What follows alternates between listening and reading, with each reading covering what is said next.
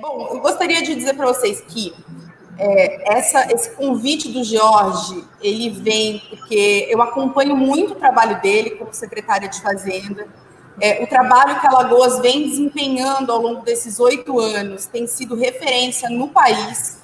Ele herdou um estado que não tinha investimentos, que era muito endividado, que não tinha uma estrutura burocrática bem formada, né? Então, o Jorge fez concurso para fiscal, ele melhorou demais a capacidade de investimento do município, pagou dívida, né, Jorge? E fez um amplo processo de modernização aí no estado, com serviços digitais. É impressionante acompanhar o trabalho de Alagoas e dizer que eu realmente agora aqui nessa cadeira uso Alagoas como benchmark, como uma inspiração. Não à toa convidei sua secretária do Tesouro, Renata, para participar do nosso evento de abertura de planejamento estratégico aqui da Fazenda, porque eu tenho acompanhado muito o trabalho que vocês têm feito, gostaria de elogiar e enaltecer isso aqui para os companheiros. Dizer para vocês também que o Jorge ele é carioca, torcedor do Fluminense, né, Jorge?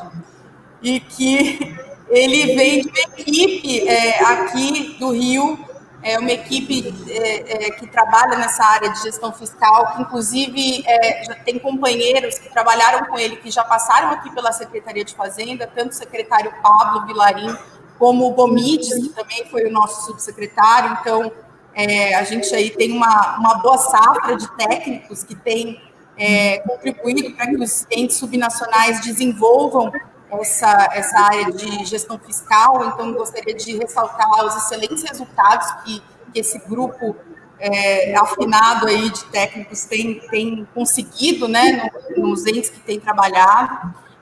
E o Jorge tem um canal no YouTube em que ele discute vários temas, né, tanto reforma tributária, como também novas regras de mudança, que promove mudança aí na gestão fiscal.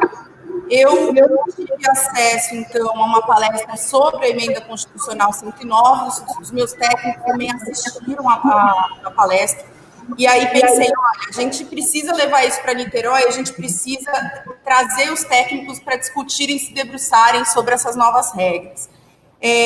Bom, o que eu acho importante dessa emenda constitucional 109? Ela traz uma série de, o que a Cristiane estava falando, né? Uma série de gatilhos, uma série de coisas que foram pensadas para o contexto federal, sobretudo, para poder liberar o auxílio emergencial, foi uma contrapartida, né? Porém, tem efeitos também para os entes subnacionais, e isso ainda não está muito claro. Então, a gente não tem ainda uma regulamentação, algo tácito de como que isso vai ser implementado no caso dos entes subnacionais, sejam estados ou municípios. De qualquer maneira, é importante a gente se prevenir, a gente entender o que essas normas dizem e como que a gente vai colocar isso para rodar, né, na realidade dos entes subnacionais. Aí também gostaria só de lembrar que quando a medida do teto dos gastos foi pensada lá atrás, que estabeleceu um teto, um limite, né, para despesas obrigatórias de saúde e educação, a gente ainda não tinha muito a dimensão do impacto que isso teria nos municípios. E hoje, a gente estando na ponta, Jorge, o que a gente sente muito é que a gente está subfinanciado, porque já é muito desigual, né, o que vem de tributo para os entes municipais. E com o teto, a coisa ficou ainda pior, porque a gente tem um subfinanciamento da saúde, um subfinanciamento da educação, e a gente tem que acabar botando recursos próprios para cobrir essa ausência de participação do governo federal nessas despesas.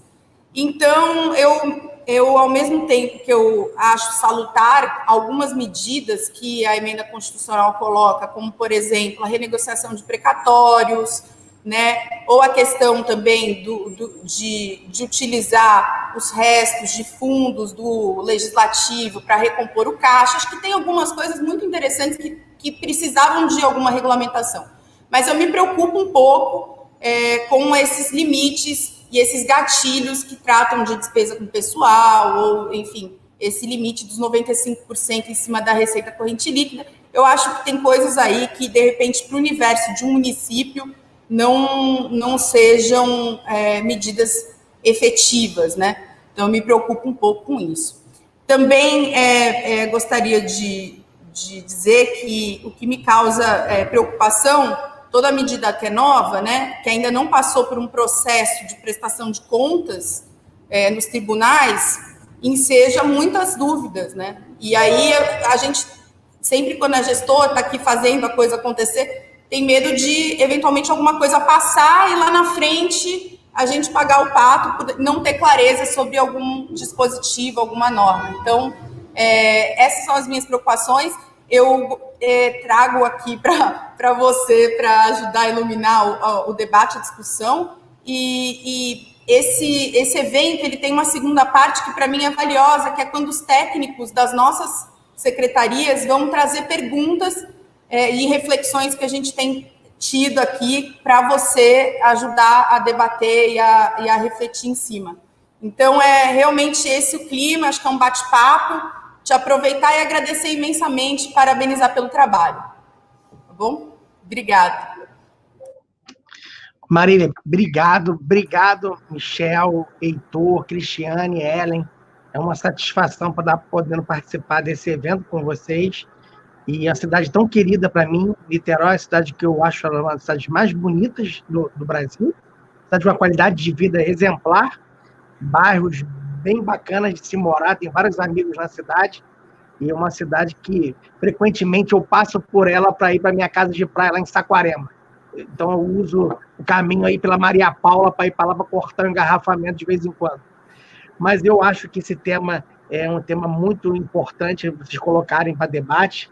E eu gostaria, inclusive, de ressaltar, porque eu estou muito impressionado com a qualidade dos temas trazidos pela escola de governo de vocês. Eu acho que tem apresentado... Eu comecei a seguir vocês nas redes sociais, já vou assistir palestras. Eu acho que isso é super importante, a gestão pública promover essa questão de aperfeiçoamento profissional e pensar para frente, buscar novos projetos. Isso é tão difícil de fazer no serviço público, que acaba olhando o dia a dia e esquece de olhar o futuro, e o futuro é o que vai nos salvar de uma melhor prestação de serviço à população. E como a Cristiane colocou, né, essa questão do auxílio emergencial, e Niterói está de parabéns pelo valor colocado para as pessoas. Isso só pode acontecer porque vocês há muitos anos vêm fazendo uma gestão fiscal muito responsável, e com isso consegue sobrar recursos para você aplicar à população que mais precisa. Talvez essa seja a grande discussão que o país precisa fazer, ou seja, a discussão de que nós precisamos fazer uma boa gestão fiscal para ter recursos para os projetos que realmente importam, projetos que mudem a vida das pessoas. Eu acho que essa é uma discussão importante. Essa PEC, na verdade, ela criou um monte de novas regras fiscais para o Brasil, já misturando com as outras regras que nós temos. Ficou meio salada, a maioria dos especialistas no assunto está muito reticente da eficácia dela, Maria, como você colocou, até porque na discussão no Congresso, ela não ficou como normas obrigatórias, ela ficou tudo, se quiser implementar, deixou muito faculdade para os entes subnacionais a aplicarem ou não a maioria dessas regras. E quando é faculdade, gera dificuldade política da implementação de medidas mais duras, mais difíceis. Como você colocou, Maria, todo início de gestão, se você não der um freio de arrumação na casa, é difícil você depois enfrentar os próximos anos. E esse freio de arrumação é sempre doloroso, difícil, e muita gente da população acaba não entendendo que essas medidas, no final, fim e a cabo, essas medidas vão reverter para elas como serviços melhores prestados. Eu acho que isso é uma lição importante. Eu vou botar uma apresentação que eu fiz, como você colocou, eu vou tentar ser mais... Eu vou passar um pouquinho mais rápido os slides e deixar um tempo maior para a gente debater. Eu acho que vocês são uma plateia mais qualificada, não vou precisar tentar explicar os assuntos. Eu acho que a Niterói, a equipe de vocês aí é diferenciada. Então, eu vou tentar ser mais rápido para a gente debater e trocar ideias, que isso aí é tudo construção. Vocês têm tanta experiência quanto eu para discutir esses temas. Eu acho que é importante a gente construir soluções para isso. Vou tentar compartilhar aqui, ver se dá certo aqui. Vamos lá.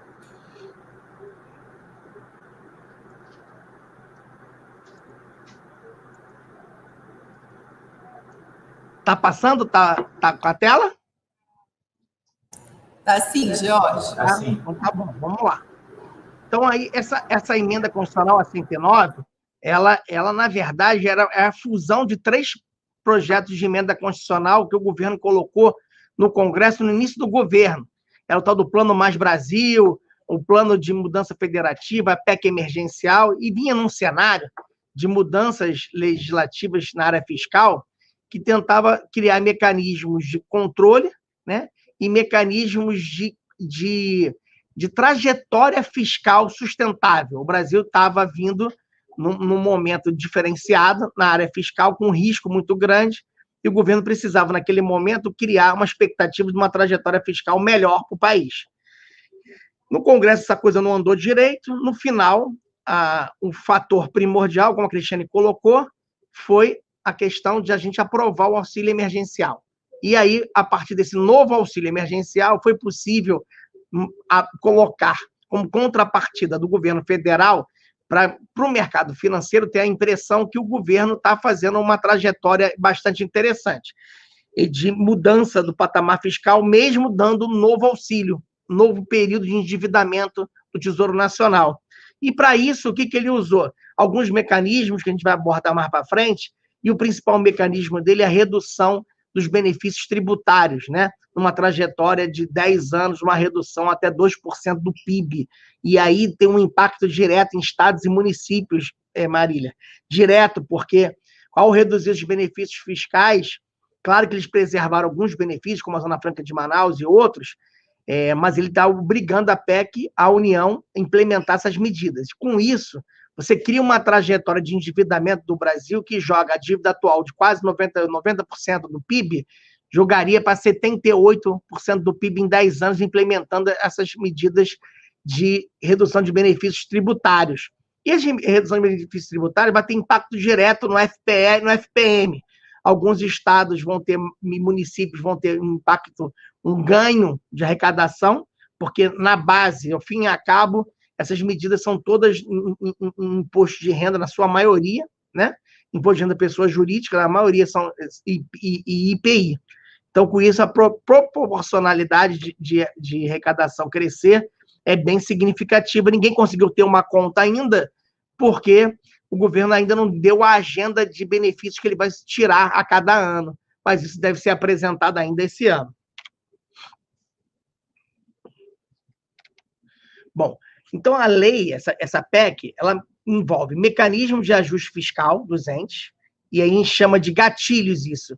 Quando os gatilhos são startados para estabelecer um mecanismo de ajuste nas contas dos entes subnacionais, né? Ela tem um regime extraordinário de contratações, que é decorrente do estado de calamidade pública, mas é somente para o governo federal. Ela mexe no artigo 91 da DCT, que é em relação à Lei Candir, ou seja, houve um acordo depois de quase 10 anos de discussão no Supremo Tribunal Federal, o ministro Gilmar Mendes conseguiu costurar um acordo com todos os entes em relação aos repasses da Lei Candir, e aí tem uma lei complementar que implementa a obrigação da União de cumprir esse acordo, e dentro desse acordo tinha a previsão da gente excluir da Constituição a obrigação da Lei Candir, que é o artigo 91. Então, isso foi cumprido nessa PEC 109. Revogação de linhas de crédito e prazos para quitação de precatórias em regime especial, e aí nós vamos falar mais detalhado sobre isso, tem implicações em todos os estados e municípios. Vinculação do Fundo de Participação dos Municípios, gastos com inativos e pensionistas em relação a legislativos municipais, isso é uma alteração importante do ponto de vista fiscal. A maioria dos entes subnacionais não colocava dentro das despesas de pessoal os gastos com inativos e pensionistas, ficava dentro do Poder Executivo. Duodécimos, avaliação de políticas públicas e sustentabilidade fiscal de longo prazo. Bom, e aí vamos começar com os gatilhos, E o gatilho primeiro, né, envolve todos os... O primeiro fato importante é que envolve todos os poderes e órgãos, estados e municípios. Primeiro gatilho em relação a despesas correntes, em relação às receitas correntes. Se o Estado ou o município extrapolar os 95% nos últimos 12 meses, é a mesma conta de despesa de pessoal, é aquela média móvel dos últimos 12 meses, ele teria que adotar mecanismos de restrição de gastos imediatos. E aí são duas questões importantes. Essas medidas não são obrigatórias, fica a critério do ente implementar ou não. Qual é a punição? A punição é muito branda, Marília, é extremamente simples. Não receber garantia e não contratar operações de crédito. Para município, essas restrições são importantes, porque a maioria dos municípios que está nessa situação, até porque a estrutura econômica do município é completamente diferente do Estado, né? Os municípios possuem muito mais despesas correntes vinculadas à prestação de serviço direto à população do que os estados têm. Então, na verdade, essa restrição afeta muito mais os municípios que têm pouco endividamento, na sua maioria de municípios, do que um Estado. Porque o Estado, que chega a 95% da sua despesa corrente, ele já não tem Capag B há muito tempo, né? E nem A. Então, ele já dificilmente contrataria operações de crédito com garantia da União, né? Então, essa restrição afeta muito mais os municípios que os estados. E aí, o mecanismo de ajustes, né, facultativos, né? A diferença desse gatilho para o seguinte que eu vou falar é que você já pode implementar direto por decreto esses mecanismos e depois referendar na Câmara Municipal ou na Assembleia Legislativa, né? Essas restrições independem de aprovação legislativa prévia. Elas podem ser implementadas e depois eles sejam confirmados pela Assembleia ou pela Câmara Municipal. Eu peguei o dado de Niterói, espero que a minha equipe tenha feito certinho, eu acho que sim, e eu vejo que vocês estão ali no limite desse valor aí em relação ao ano de 2020, né? 94% ali. Depois eu queria que vocês confirmassem se é isso, e isso provavelmente deve acontecer, porque, pelo que eu vi das contas de vocês têm virado com superávit financeira todos os anos, com resultados primários bons, e na mudança que foi feita em 2018 das contas públicas brasileiras, ou seja, os relatórios da LRF, que até então eram pelo regime de competência, né? Ou seja, você verificava a implementação do primário, do resultado orçamentário, tudo baseado no empenho da despesa, passou a ser pelo pagamento. É uma mudança, muita gente não entendeu por que essa mudança naquele momento, mas a mudança é muito impactante. E aí, quando você cria uma regra fiscal como essa mudança de despesas de pagamento fica ainda maior. Por quê? Se você vira um ano com dinheiro em caixa, para o ano seguinte, você vai acabar gastando esse dinheiro, implementando, né? E aí isso vai contar no seu gasto. E aí você vai aumentar a sua relação de despesa corrente com receita corrente. Porque a despesa aconteceu e a receita não aconteceu, a receita do ano anterior, a contabilidade. Então, essa mudança de 2018, os demonstrativos fiscais da LRF, traz, junto com essa nova regra fiscal, um impacto maior em municípios e em estados que apresentem superávit financeiro, porque o impacto é mais sentido, você fica mais próximo. Isso não quer dizer, talvez tenha uma faculdade importante, da não obrigatoriedade, nesses casos, é importante porque o município não está com uma situação ruim financeira, nem o estado está com uma situação financeira ruim, é meramente um problema de ajuste contábil de registros dos novos demonstrativos da LRF. E depois a gente pode abrir um debate. Eu fiz uma tabelinha aí dos estados, né, que estariam com isso em 2020. Aí eu diria para vocês que em 2020 não é um ano bom de parâmetro. Por que não é um ano bom de parâmetro? Porque em 2020 todo mundo recebeu recursos federais de auxílios. E isso fez com que a receita corrente ficasse muito mais alta do que o normal, né? E aí, esses 3 estados estariam superando os 95%, provavelmente, no ano de 2019, se eu não me engano, não sei se está aqui, já está na tela, acho que não, a gente chegou a fazer, mais de 15 estados estariam nos 95%. Então, o impacto é muito grande. Nas capitais, mesmo com esses recursos a mais, você vê que a estrutura financeira é bem diferente de município do que de estado. Você vê que a quantidade de entes públicos com percentual acima de 80% é bastante significativa. Praticamente todos os municípios do Brasil estão acima de 80%. E isso tem a ver com essas questões que eu coloquei agora há pouco. Esses mecanismos que podem ser implementados, né, basicamente, é o aumento de despesas de pessoal, ou seja, modo das contratações temporárias e as reposições de cargos, ou seja, vacâncias de cargos efetivos e vitalícios. Então, proíbe o aumento de despesas de pessoal quando você pode implementar essa medida. Ou seja, e aí começam as discussões. Esse aumento de despesas de pessoal tem a ver com reajuste anual de reposição da inflação? Essa é uma discussão enorme. Nosso procurador que está participando, Michel, aqui, deve estar participando ativamente disso. É uma discussão dentro do Colégio de Procuradores Nacional, se pode ou não pode dar reposição anual, ou se é obrigatório você implementar ou não. Essa discussão também tem a ver com a Lei Complementar 178, né? Em que foi a 173, em que cria essa restrição para esse ano nos acordos de renegociação de dívida. A Procuradoria de Alagoas, por exemplo, de muitos estados, tem entendido que a reposição anual de inflação pode ser dada, tá? Não entraria nesse mecanismo aqui, nem na Lei Complementar 178, né? Então, é um assunto ainda não regulamentado. Aliás, sobre regulamentação, a PEC 109, ela vai sofrer algumas regulamentações nos próximos meses. Já teve uma primeira, que é o do regime de recuperação fiscal, né? Tem a ver também com a Lei Complementar 178, e vai ter regulamentações na sequência, ou seja, muitas das medidas que estão previstas nessa emenda constitucional exigem leis complementares para serem implementadas. E o Tesouro Nacional também vai ter que regulamentar alguma dessas medidas. Então, como isso é um processo moroso dentro da administração pública, que envolve o órgão técnico preparar a minuta, passar para a Procuradoria da Fazenda Nacional, submeter ao presidente para publicar, no caso de decretos, isso tem sido, só até agora, só o regime de recuperação fiscal que foi regulamentado. Mas a informação que eu tenho é que o Tesouro provavelmente até o final do ano vai regulamentar todos esses itens, ou pelo menos mandar para o Congresso Nacional a implementação desses mecanismos.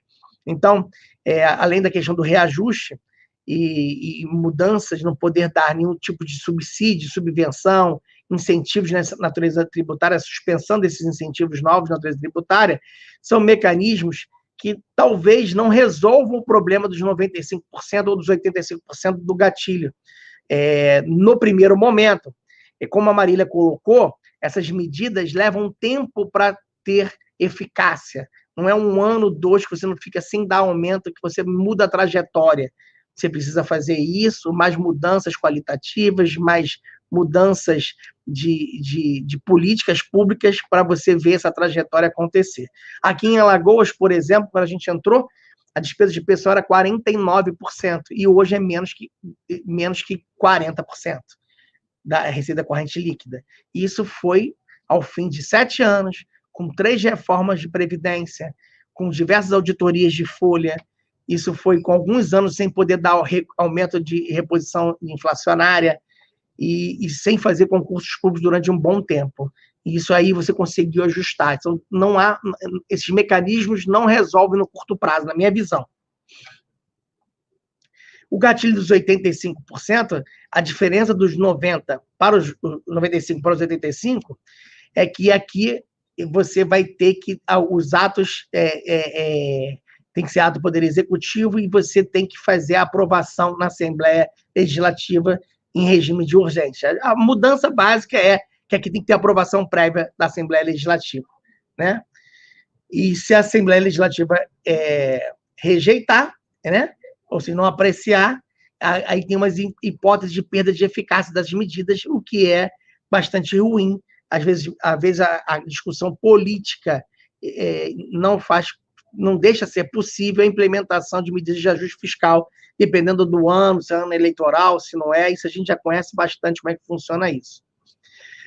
Esse estado de calamidade pública também gera várias discussões, porque ao entendimento da maioria que ele só se aplica em relação ao governo federal, aos processos simplificados, contratação, pessoal temporário, né?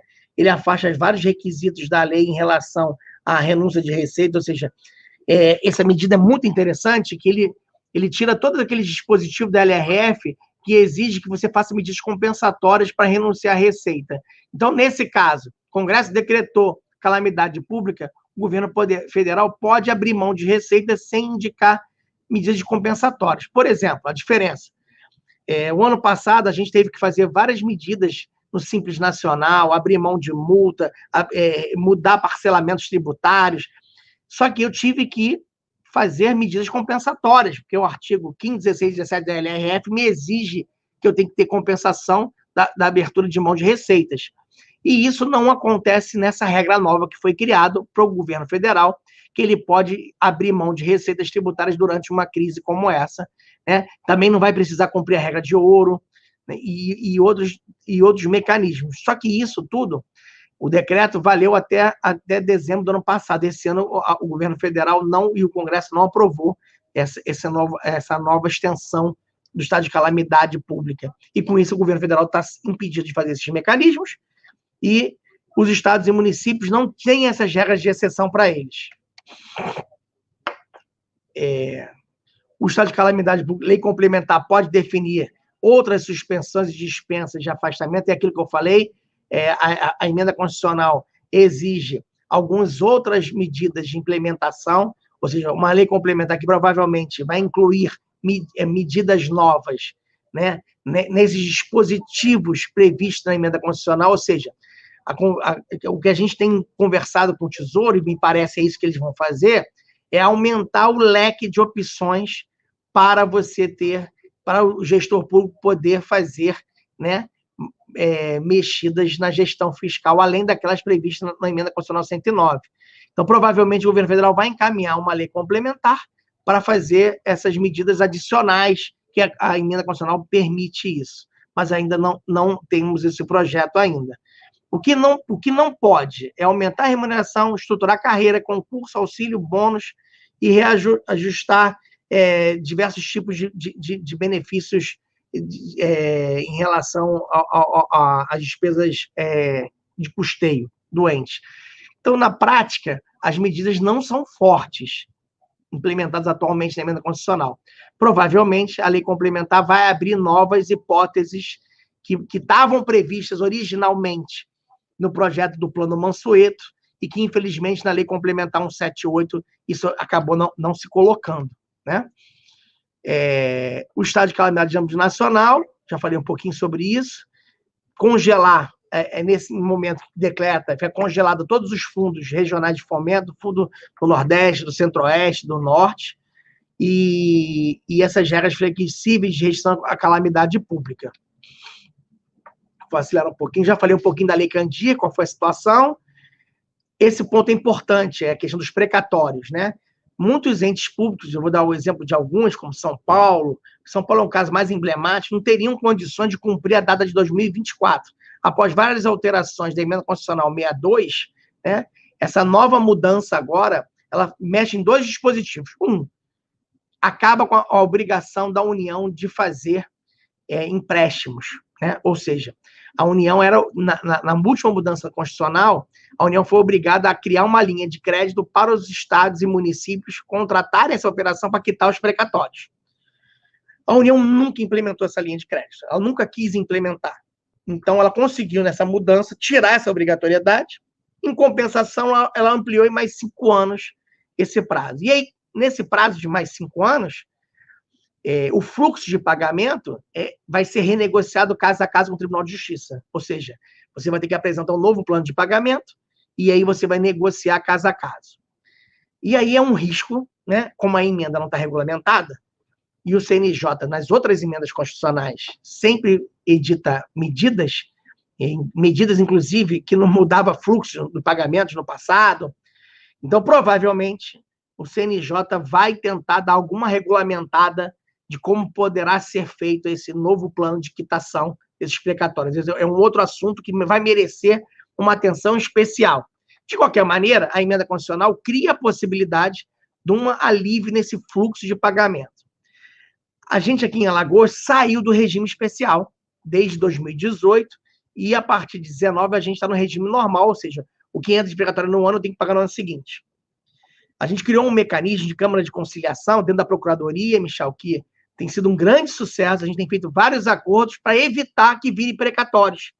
A gente faz a negociação previamente, depois de feita a negociação, entra na fila normal de precatórios e com grande redução de valores a pagar. E com isso a gente consegue ter uma previsibilidade, é uma boa prática interessante que a Procuradoria do Estado de Negociação com a Fazenda aqui, que a gente conseguiu fazer. A Fazenda tem assento nessa Câmara de Negociação, é comandada pela Procuradoria, é um procurador de Estado que cuida disso, e a gente tem feito vários acordos bem interessantes nisso, que pode ser uma boa prática que qualquer Estado pode criar. Isso estava previsto, a criação dessas câmaras de conciliação, na emenda constitucional anterior, que eu esqueci o número agora, não sei se foi na 159 que saiu, mas foi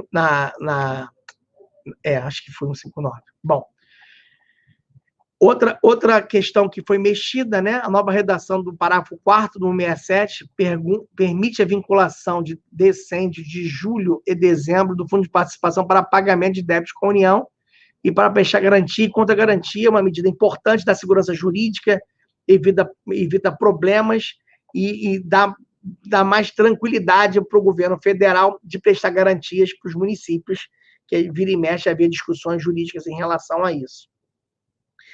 Esse outra medida eu comentei, né? A Alagoas, em 2015, a gente, na primeira reforma de previdência que a gente fez, a gente colocou isso, né? Ou seja, despesas de nativos e pensionistas do poder legislativo, né? Entram na conta daquele poder. E até então, aqui em Alagoas, ficava dentro do poder executivo. Essa medida expandiu para os municípios isso, mas depende de cada ente implementar isso nas suas leis previdenciárias, até porque na emenda constitucional da reforma previdenciária, a última, a gente cria essa obrigação de você estabelecer esses critérios, né? Eu diria, Marília, Ellen, esse foi talvez um dos grandes ajustes fiscais que Alagoas fez em 2015. Porque você, no mesmo tamanho de duodécimo de poder, você incluiu um monte de despesas que estavam no meu limite. Isso foi uma medida muito poderosa. Eu vejo isso muito importante para os municípios, né? E aí eu acho que é uma medida que vale a pena estudar e implementar no município. Eu sou auditor do Tribunal de Contas do município do Rio. O Tribunal de Contas do município do Rio nunca incluiu essas despesas de nativos e pensionistas nos gastos do Poder Legislativo do Tribunal de Contas. Essa despesa estava sempre no Poder Executivo e, com isso, abre-se essa possibilidade de incluir. É uma medida de gestão fiscal bastante interessante.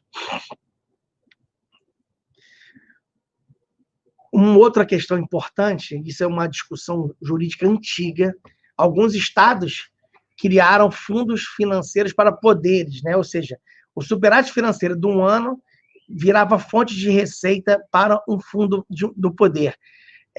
Isso gerou várias distorções, porque aumenta a pressão do poder para aumentar o seu duodécimo, para sobrar, para garantir um dinheiro a mais no ano seguinte.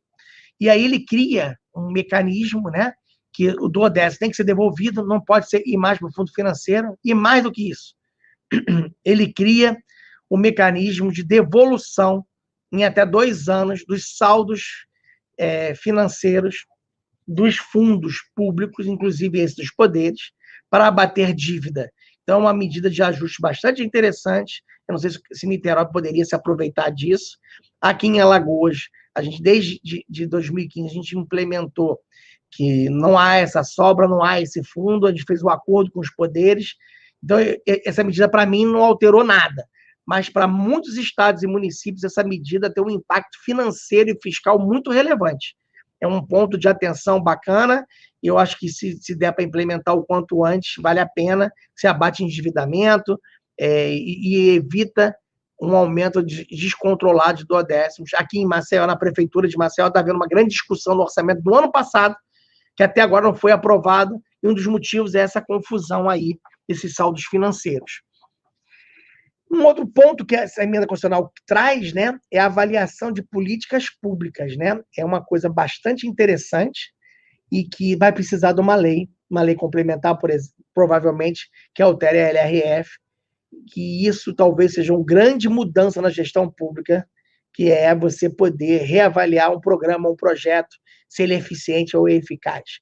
O Banco Mundial, em 2015, publicou em 2016, avaliando diversos programas públicos brasileiros, verificou diversas ineficiências, ou seja, você gasta dinheiro em programas que não dão resultados, ou seja, o trabalho de usar a gestão pública usando dados com retorno em políticas públicas efetivas, em que você mude a vida das pessoas, isso é fundamental, e essa mudança na Constituição cria essa obrigatoriedade, e aí o governo federal provavelmente vai mandar um projeto de lei, não tem eficácia imediata, vai precisar ser regulamentado, e aí ele faz esse link, né, que o PPA, LDO e LOA vão ter que fazer monitoramento e avaliação dessas políticas públicas, ou seja, o ciclo orçamentário vai ter que conter algum anexo em que você avalie essas políticas públicas anualmente para poder descontinuar programas e projetos que não têm resultados efetivos, ou seja, você vai criar no serviço público brasileiro a sistemática de gestão de avaliação de programas e projetos. Isso é muito bacana, eu acho isso uma mudança boa da emenda constitucional 109. Outra mudança que é programática também é a sustentabilidade da dívida pública, também que prevê uma lei complementar para regulamentar isso, e aí talvez seja um início de uma mudança de indicadores de regras fiscais do Brasil. Hoje a gente tem a regra de ouro, tem diversos outros mecanismos, e a gente olha muito a relação dívida-PIB, no caso do governo federal, e dívida-receita corrente líquida em cada estados e municípios. E aí ele está olhando, ele muda esse paradigma de olhar a trajetória de longo prazo dessa dívida pública, ou seja, nós vamos ter uma trajetória sustentável da dívida, ela vai subir desproporcionalmente, então ela cria um mecanismo em que os entes públicos vão ter que assumir o compromisso de mudar políticas ou implementar políticas em que demonstre a sustentabilidade da dívida pública. Não são regras para dizer se eu posso contratar ou não contratar. É muito mais no sentido de verificar a trajetória, a curva da dívida. Então, isso vai ter que ser regulamentado ainda. A emenda constitucional não deixa clara como vai ser feito esse controle. O outro mecanismo que eu falei é usar os fundos públicos para superávit. Já comentei sobre isso, para amortizar a dívida pública, e aí é todos os fundos públicos do Poder Executivo, né, no caso, e no caso dos poderes é extinguir, não ter mais os fundos dos poderes. E aí é uma possibilidade. Vários entes têm fundos específicos e que geram superávit, que não tem projetos nem tem programas que gastem esses recursos. Por exemplo, aqui em Alagoas, a gente tem um fundo de combate à pobreza que tem um valor muito grande em caixa desse fundo, e esse fundo, a gente, agora que está começando a colocar programas e projetos em que usa esses recursos, mas com esse dispositivo aqui, se a gente não fosse ter destinação para esses recursos, eu poderia usar esse superávit desse fundo para quitar dívida do ente público, do Estado ou do município, né? Em até 2 exercícios de destinar esse superávit financeiro. E aí eu lembrei de um ponto muito importante, eu acho que merece uma atenção especial de vocês, é que a nova lei do Fundeb, ela mexe, inclusive, na distribuição dos recursos da educação. Não sei se todo mundo olhou, os fundos de pobreza passam a entrar na base de cálculo do rateio do Fundeb. Eu não sei se o Rio de Janeiro já está repassando para os municípios, aqui a gente só conseguiu se adequar em abril, a gente já repassou para os municípios a diferença, dá um recurso considerável. Acredito que aí no Rio o valor é muito grande, né? O Rio, se eu não me engano, arrecada 6 ou 7 bilhões por ano em fundo de pobreza, e esses recursos agora entram na base para cálculo do Fundeb também. Não sei se no Rio, depois eu queria até por curiosidade saber com a Marília se o governo estadual já fez o repasse para os municípios, para o fundo do Fundeb, né? E aí tem essa regra de transição que eu falei dos benefícios fiscais, né? Uma redução de 10% no primeiro exercício, e chegar até 2% do PIB no máximo, o tamanho da despesa tributária, ou seja, a gente só tem ressalvado os benefícios do Simples Nacional, a imunidade de partidos, os fundos de fomento, a Zona Franca de Manaus, Cesta Básica e bolsas de estudo superior. todos os outros benefícios, regimes especiais, vão poder ser reduzidos, e vão poder, não, deverão ser reduzidos para chegar no máximo a 2% do PIB. Se eu não me engano, eu vou ter um gráfico aqui, hoje os gastos tributários do Brasil chegam a 320 bilhões, né, de reais, é um valor expressivo, a projeção para 2020, né? E aí você vê que nós estamos em cerca de 4,5, 4,25 em relação ao percentual da receita. E aí a trajetória tem que reduzir isso para 2%. E aí que eu falo que tem impacto, dependendo da composição e do momento que o governo federal for reduzindo esses benefícios, se for imposto de renda e IPI, e provavelmente os grandes benefícios são imposto de renda e IPI, provavelmente haverá um aumento dos repasses para a FPE, para a FPM, para o Fundeb. Então, isso tem uma repercussão fiscal muito relevante.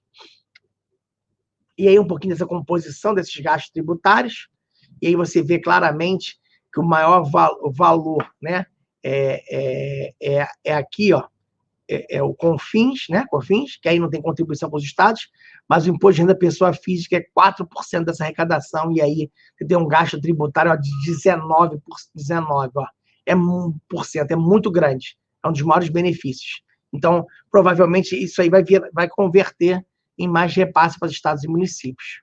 Opa. Isso aí é um pouquinho da composição dos gastos tributários, né? É aí o que foi, como a Cristiane colocou, né? Gerar recursos, né? Essas medidas todas, a ideia do governo federal para mostrar um equilíbrio fiscal de longo prazo, gerar recursos para financiar esse valor de 44 bi, que é o novo auxílio emergencial, e aí excepcionalizou o cumprimento de resultado primário, do teto de gastos, da regra de ouro. Então, isso permitiu implementar em 2021 esse auxílio emergencial, que tem ajudado bastante. Aqui você tem uma ideia, a arrecadação do Estado nos primeiros 4 meses desse ano bateu 25% do crescimento do ICMS. É um crescimento substancial. Parte disso tem decorrente do saldo dos auxílios emergenciais do ano passado, e uma parte é do auxílio desse ano já, a partir de abril, a gente já percebe isso na economia, o efeito do auxílio emergencial. As regras do teto não mudaram, né? É individualizado por cada poder, isso é muito importante em relação ao estabelecimento da Constituição, porque muitas vezes os tribunais de contas misturavam nos relatórios de prestação de contas, quando você vai pedir aquela certidão para pedir operação de crédito, misturavam os resultados de poderes. E é muito importante na Constituição a separação individual para evitar que você tenha que recorrer ao Supremo Tribunal para conseguir uma certidão que permita a gente contratar operações de crédito. As margens de expansão de despesas primárias limitadas pelo IPCA, isso são alterações no teto de gastos da União, ou seja, a emenda constitucional também alterou o teto de gastos da União, deu um espaço maior para o teto de gastos da União, deu uma folgada para o cumprimento. Eles estavam com possibilidade muito forte de, em 2022, não cumprir o teto de gastos. Com essas pequenas mudanças que foram feitas, vai permitir a União ter uma folga, principalmente porque, como apura no meio do ano, né, a inflação do meio do ano, esse ano, provavelmente vai dar uns 6%, 7%, e no final do ano 4%. Essa diferença de taxa de inflação vai permitir que a União tenha um teto maior de gastos. Isso é uma medida bastante interessante do ponto de vista de flexibilidade da política pública, não de trajetória fiscal, mas dá uma possibilidade maior da União implementar mais orçamentos. E aí, essa alteração de teto de gasto da União estabelece esse controle prévio que despesas que ultrapassam o teto de gasto, dando uma corrida aqui no final para não estourar o tempo, né? Também, em relação ao teto de gasto da União, as vedações de descumprimento de teto são praticamente as mesmas dos estados e municípios. Também a mesma coisa, as regras são muito similares aos estados e municípios. E aí, são propostas que não foram aprovadas na PEC, e estavam na PEC do Pacto Federativo, como eu falei no início da apresentação, são medidas que não foram aprovadas, né? Tinha uma previsão de mudar o PPA, ele virar tipo um banco de projetos, não foi à frente. As regras de viabilidade financeira dos municípios, extinção de municípios, aquela PEC federativa que os municípios que arrecadassem ao menos 10% da receita a partir de 2025 sendo extintas, também foi excluída.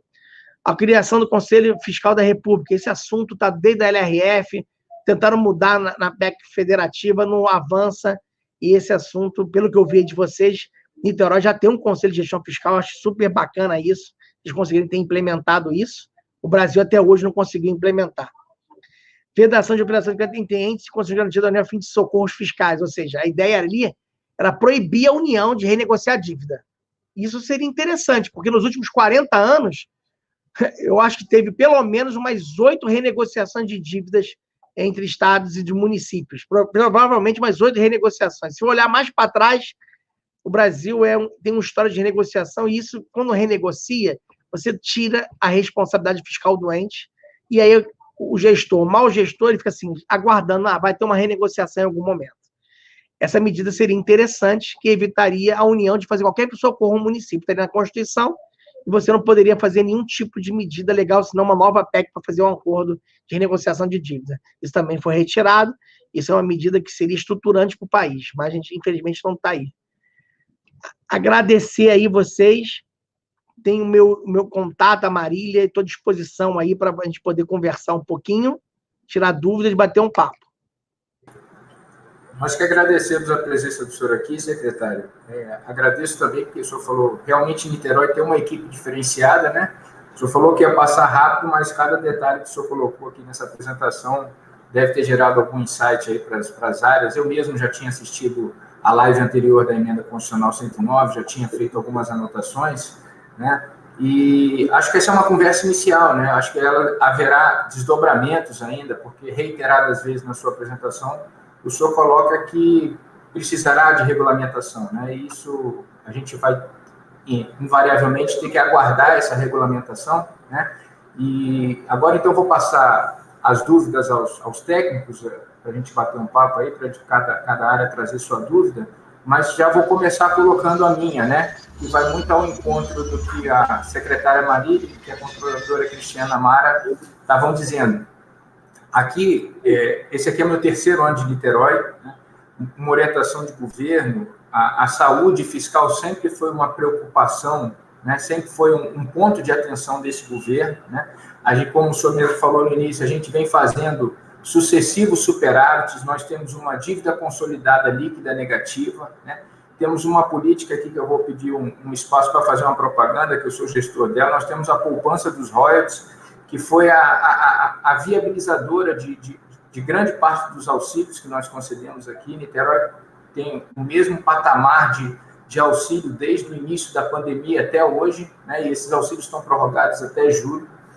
E esse percentual de 95% entre despesa corrente e receita corrente nos preocupa um pouco, né? Porque a poupança dos royalties, que tem o seu objetivo principal, né, de equalizar a receita em períodos que haja frustração dessa receita, né?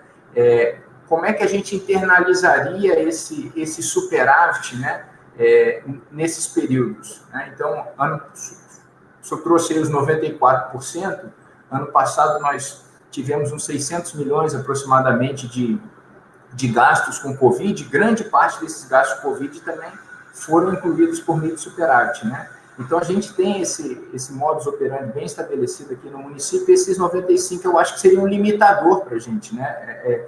E eu acho que poderia até gerar um efeito contrário, né, para os próximos gestores.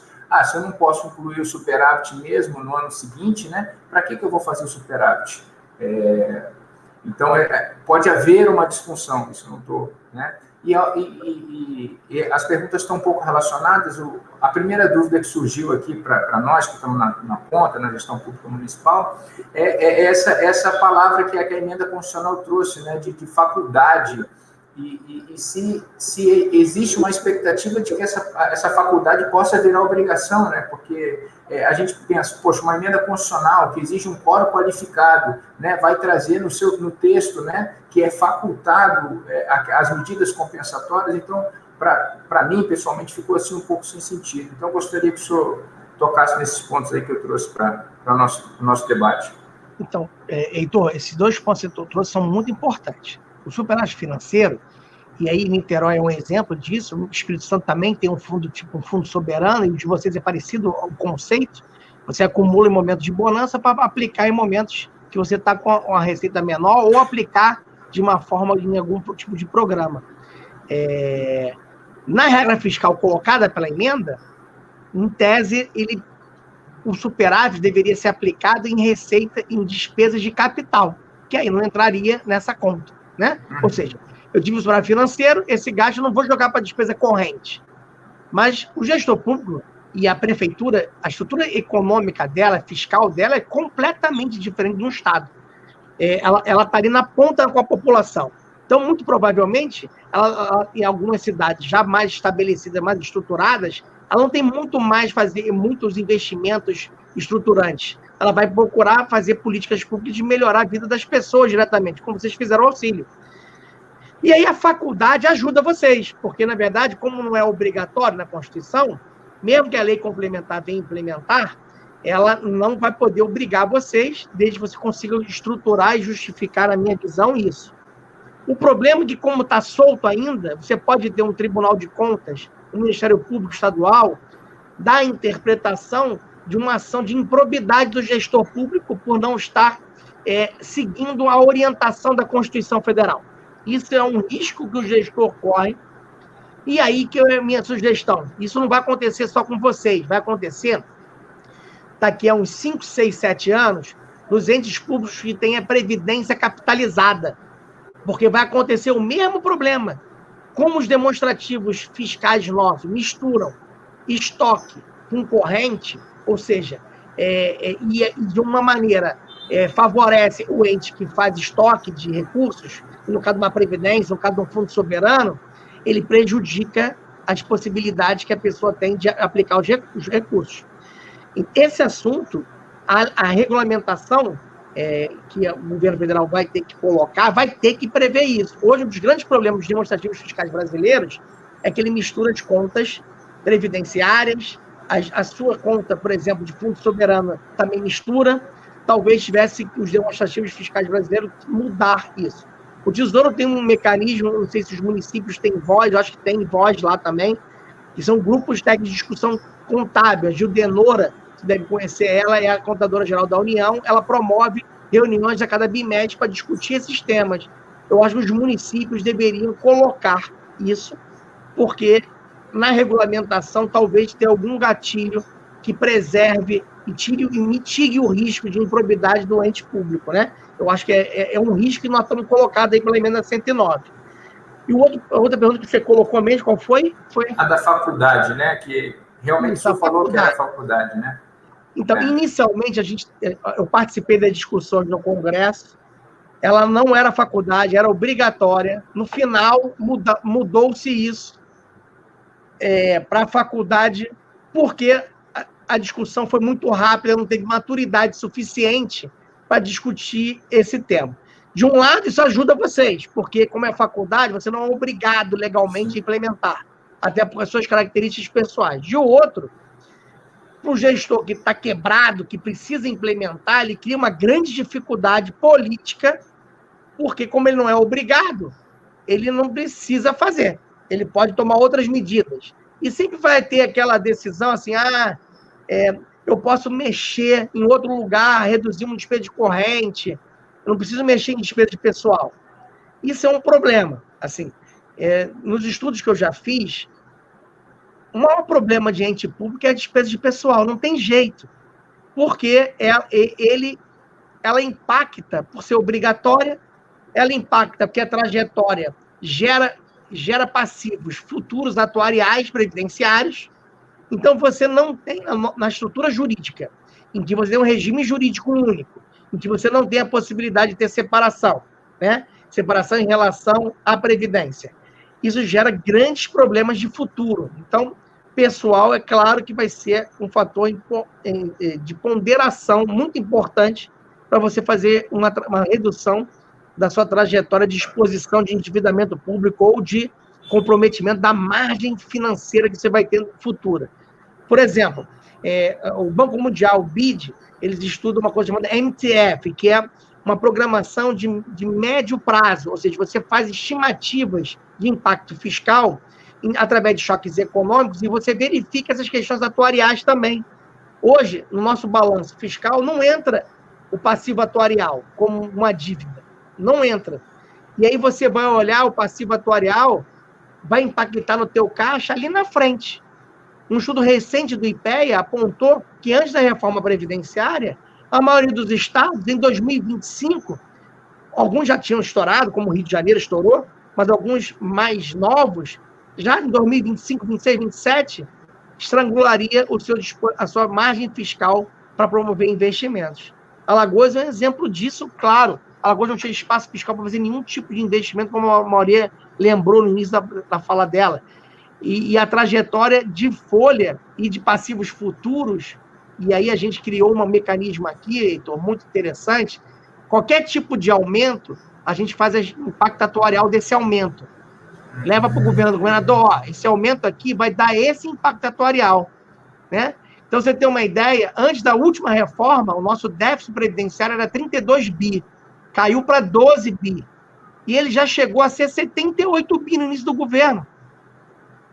Isso aí vira despesa e vira diminuição de espaço financeiro para pagar despesas do dia a dia.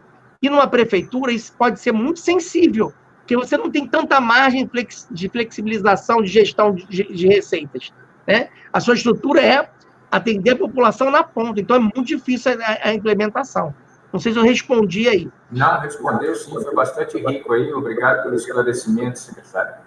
Eu vou passar agora a palavra aqui para o próximo inscrito da CEPLAG, Marcelo Zander. Obrigado mais uma vez, secretário.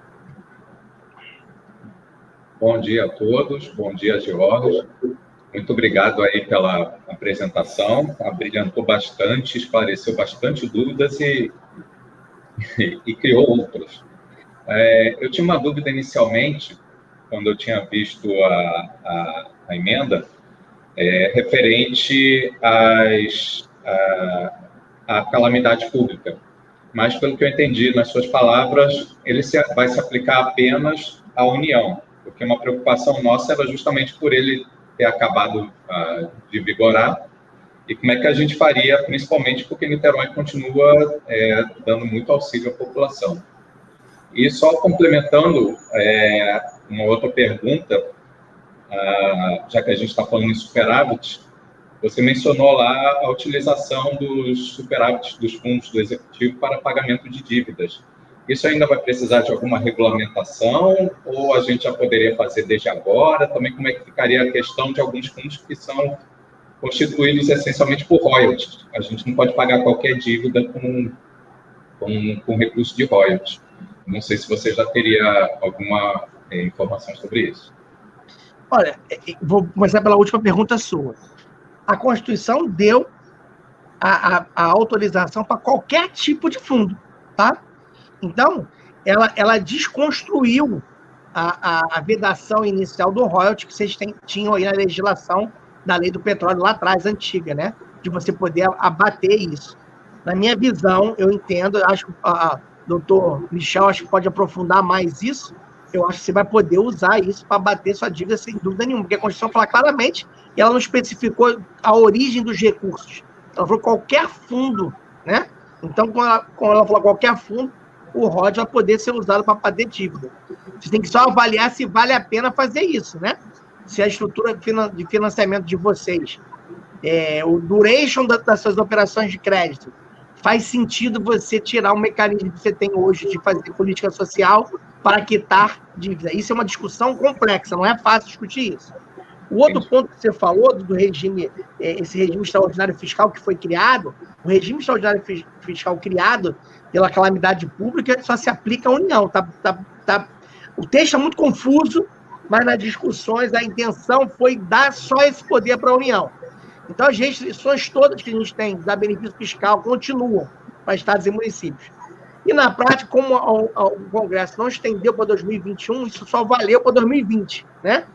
Tanto é assim que a União, esse ano, não fez nenhuma outra política pública, porque tudo dela fica vinculado a teto, a gastos com a regra de ouro. Não tem nada excepcionalizado esse ano, só foi excepcionalizado ano passado. Na verdade, a União deveria, naquela aprovação da emenda constitucional do orçamento de guerra, ela já ter colocado essas questões lá no orçamento de guerra. E talvez ter estendido essa possibilidade para 2021. Acabou não fazendo isso, acabou limitando, E a gente hoje tem no Brasil várias restrições, ou seja, vocês devem estar sofrendo isso, né? A União até mês passado não pagava os leitos Covid, a União até o mês passado não cumpria as emendas parlamentares, não cumpria o pagamento de convênios, muita dificuldade de gestão financeira, e aí, naquele acordo da aprovação do orçamento, os recursos para estados e municípios despencaram, só ficou garantidos os recursos de emendas parlamentares, e a gente tem vários problemas de gestão a partir disso, né? E como não estendeu os efeitos para esse ano, ela não tem nem mecanismos fiscais para implementar, né? Então dificultou demais essa possibilidade, tanto para nós e para os municípios. Tá ótimo. Obrigado. Passar a palavra agora a Denise Galvão, da Procuradoria-Geral do Município. Denise.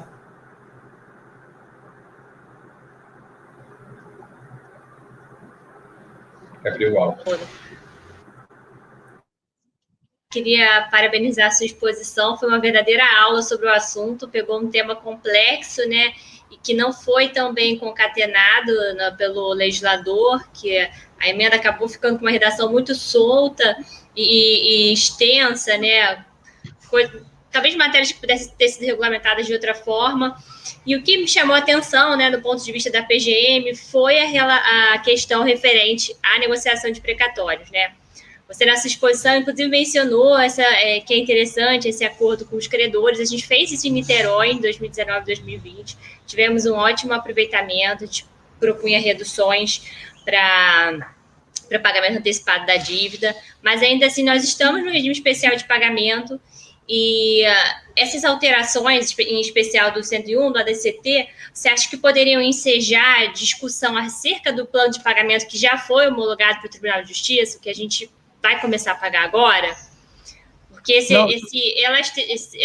elasticidade, né, no pagamento, e até em relação à própria economia flutuante nesse período, talvez justificasse que a gente tivesse uma maneira, uma proposta mais favorável à Fazenda Pública para realizar esse pagamento, né? Não o que a gente já estava planejando inicialmente. Qual é a sua opinião sobre o assunto? Eu sou da opinião que dá para fazer exatamente o que você está colocando. Eu acho que nós estamos vivendo um momento de exceção no Brasil. A economia ainda não reagiu adequadamente. A gente não sabe nem o que vai acontecer até o final do ano. Ontem, por exemplo, o Banco Central, o Copom, aumentou os juros novamente, já sinalizou que vai aumentar novamente. Então, o cenário é muito ruim na economia. A insegurança fiscal do Brasil é muito grande. A gente não sabe se nós vamos ter um novo período de recessão. A inflação disparou, né? A gente, se pegar os últimos 12 meses, está muito mais que a meta.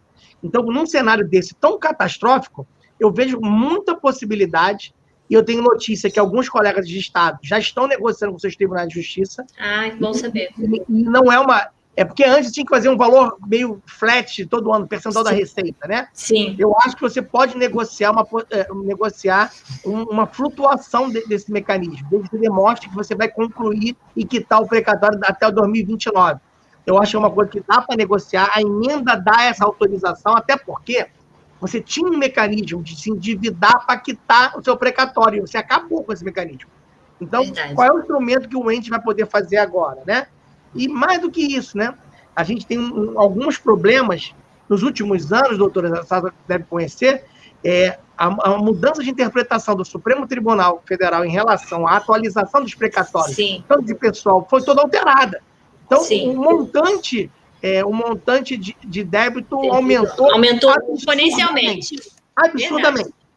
Então, eu aqui estou brigando aqui para não que tem uma pressão para voltar 5 anos para trás para recalcular. Eu falei que eu não pago de jeito nenhum. E aí, porque isso seria uma catástrofe, uma hecatombe fiscal no país. Eu cheguei a fazer uma conta, até não publiquei um artigo sobre isso com o professor Zé Roberto, e cheguei a uma conta tão absurda, de atualizar esses precatórios para trás, né? E como a decisão do Supremo não modulou os efeitos em relação a isso, ficou aberta, isso é um risco enorme. Então, eu acho que voltando a 109, eu acho que vocês têm total possibilidade de apresentar um novo plano, dada a autorização da emenda constitucional e dada a situação que nós vivemos, diminuir o pagamento nos próximos anos, fazer um fluxo que dê sustentabilidade fiscal para vocês. Eu acho que a ideia é essa. São Paulo parece que conseguiu, se eu não me engano, era bom conversar com a Procuradoria de São Paulo. A informação que eu tive da Fazenda é que eles conseguiram negociar isso dessa maneira com o Tesouro, que parece que São Paulo tinha um valor astronômico para pagar esse ano. São Paulo é o pior, né? E isso é pior, sem contar aquele estoque lá que eles não consideram, né? Seria muito pior. Então, um estoque que eles nem consideram, que é, acho que 90 bi. Então, assim, eu acho que é possível, eu acho que é importante, tem que chegar no Tribunal de Justiça, conversar e renegociar isso, porque a gente está vivendo um momento de exceção muito grande, esse é o momento para renegociar isso. E a emenda deu essa possibilidade. Tá ótimo, obrigada. Inclusive, eu tenho uma informação aqui do meu assessor, que o Tribunal de Justiça de Tocantins, ele informou a todos os municípios que para eles fazer nova proposta de percentual. Tá? Eles reabriram a discussão. Eles provocaram os municípios, o TJ do Tocantins. Obrigada, Jorge. Nada, Obrigado, secretário. Obrigada, eu pessoalmente sou quem faça essa proposta aqui, secretário. Então, já vou pegar todos esses insumos aí. E foi muito rico o senhor trazer também, colocar na justificativa que acabou o financiamento, né? Apesar de a gente não utilizar, é mais um ponto para a gente justificar nesse pedido, né? Para reforçar nosso pedido. Deixa eu dar uma sugestão para a senhora. A gente contratou 2 contadores aqui e 3 estagiários. O nosso passivo em 2015 era R$1 bilhão. A gente reduziu ele para 500 milhões, recalculando todos os precatórios. Tá? Aqui em Alagoas era tudo calculado errado. Eu não sei como é no Rio, mas aqui não tinha um certo aqui. É muito importante esse controle, porque o Tribunal de Justiça não faz. Não faz. Eles não estão nem aí. Se você não montou a conta, a gente montou um núcleozinho dentro da Procuradoria. Eu contratei os contadores, os estagiários, junto com a parceria com a Universidade Federal aqui de Alagoas. Ficou dentro da Procuradoria, revendo, recalculando todos os precatórios. Por isso que eu consegui quitar o precatório em 2018, que a gente recalculou tudo. É claro que gera uma polêmica no Tribunal de Justiça, uma briga danada, os advogados ficam bravos, a OAB vai em cima de você, mas essa briga vale a pena comprar. Estava tudo errado aqui em Alagoas das Contas. É uma ótima ideia. Obrigado, Denise. Obrigado, secretário. Por fim, acho que a gente tem uma última dúvida aqui do Jorge Gonçalves, da Controladoria. Por favor, Jorge.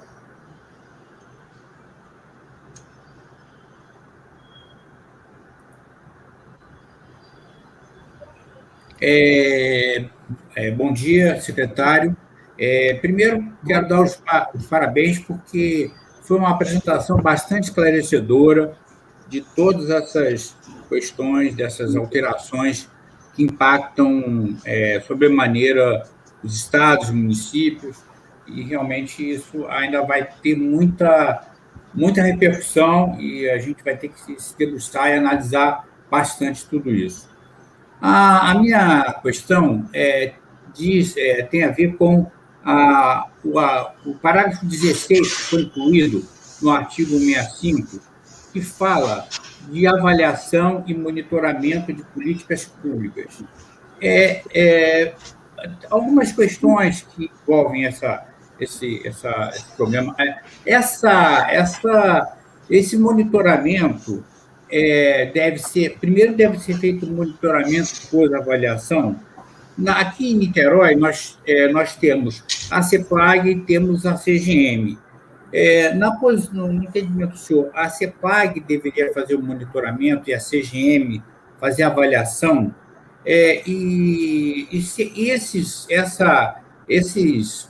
essas atividades, elas estão definidas na ISO 31000, né? Que fala sobre riscos. E nós achamos que essa medida é de suma importância, porque, como o senhor falou, das políticas públicas, porque não adianta fazer uma política pública sem ter uma avaliação, para saber se, de fato, ela está executando, está atingindo os objetivos dela. E se, como a lei incluiu esse artigo, apenas esse parágrafo, eu acho que seria necessário uma regulamentação dos municípios para fazer a implementação de uma forma da forma correta desse entendimento, nós aqui no município de Niterói já temos instrumentos de gestão de riscos, né? Então, basicamente isso. E se Alagoas, o estado de Alagoas, já tem algo desenvolvido ou em desenvolvimento para atender essa inclusão na Constituição relativo a esse monitoramento e avaliação que nós reputamos de suma importância. Jorge, essa mudança aí que está na emenda constitucional, ela, por enquanto, ela está programática só. Ela precisa de uma regulamentação federal, ou seja, uma lei federal dizendo como ela vai ter que ser cobrada, verificada. Mas se a União não regulamenta, um ente subnacional, estados e municípios, a meu ver, pode, como é matéria de direito financeiro, ele está dentro da sua competência regulamentar. Se Niterói quiser regulamentar, estabelecer mecanismos de controle, e aí o controle não é só de risco, tá, Jorge? A emenda, ela amplia absurdamente o conceito. Ela coloca não só o risco, mas também a eficiência e eficácia da política pública, né? Voltando aos princípios lá da Constituição, do artigo 37. E aí ela exige que cada política pública dessa tenha essa avaliação.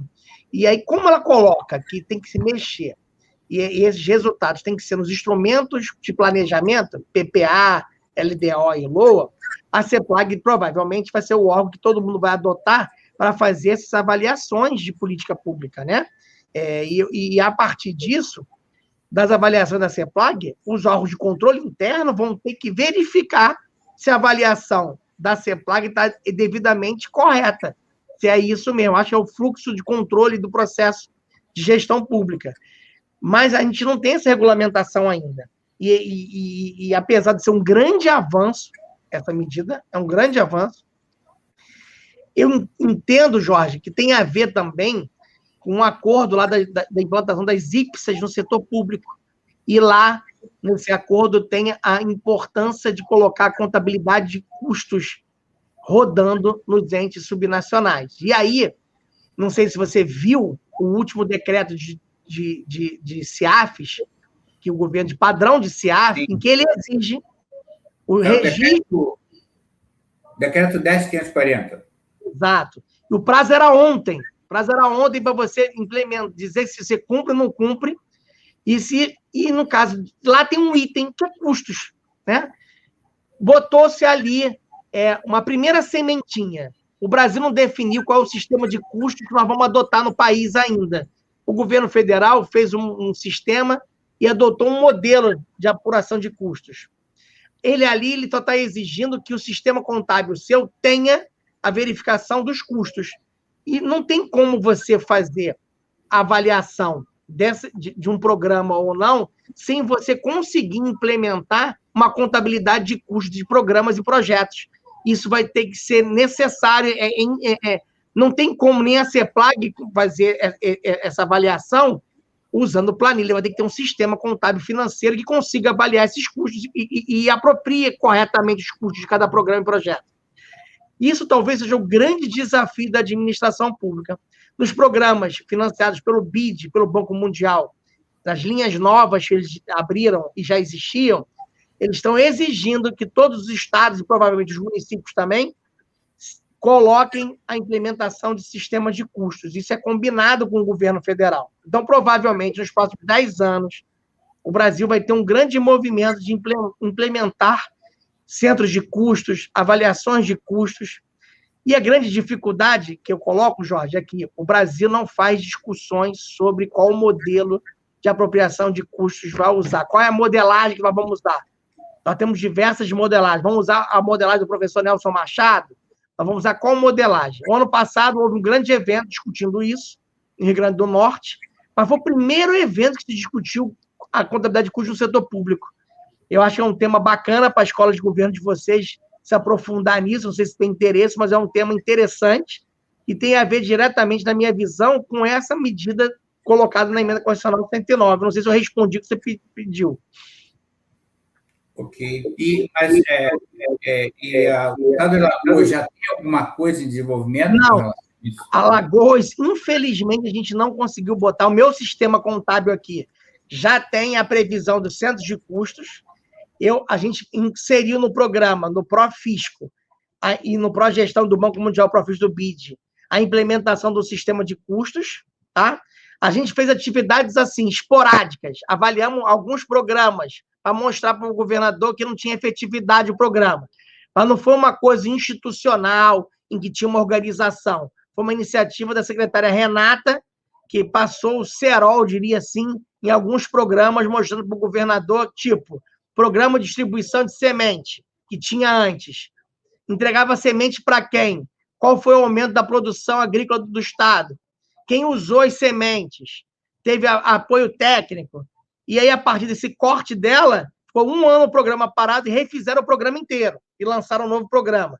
Então, foram iniciativas pontuais só. A gente não conseguiu, nesse período de gestão, montar uma estruturação. Por que eu acho que a gente não conseguiu? Porque precisa ter uma contabilidade de custos, senão o trabalho é muito grande de você implementar um programa a programa, entendeu? É muito difícil. Se você tiver uma contabilidade de custos estruturada, e aí você consegue extrair os dados de uma maneira mais simples, você consegue avaliar. O Banco Mundial, ao avaliar os programas Bolsa Família, por exemplo, ele teve muita dificuldade. Ele levou 1 ano para fazer uma avaliação do Bolsa Família, os resultados. Então, por quê? E mesmo assim, porque o governo federal já tinha um sistema de custos implantado, que não é excelente, mas tem um sistema lá. Entendeu? Não é fácil fazer essa avaliação, é bem difícil.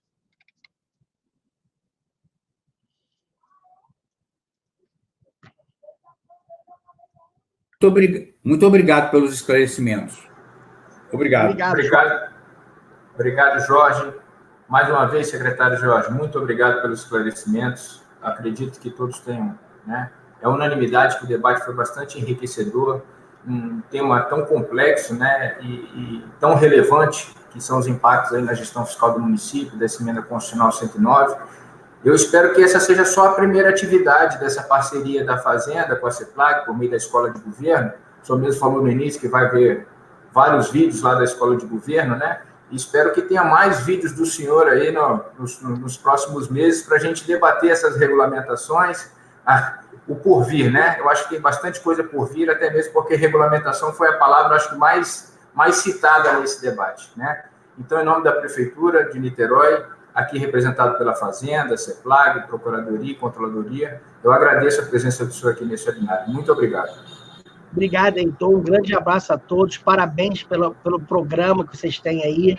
Eu acho que essas discussões são muito importantes para a gente enriquecer o debate público e talvez ajudar ao Tesouro Nacional a pautar essas regulamentações de uma maneira que ele olhe o ente subnacional como parte da federação, né? Eu acho que, às vezes, o Tesouro acaba não discutindo e ouvindo cada uma das especificidades de cada ente federativo.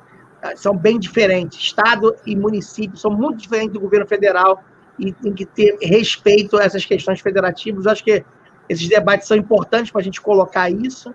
No próximo, talvez, a gente chama o pessoal do Tesouro para participar, que eu acho que é bom eles ouvirem um pouquinho, eu acho que é interessante isso.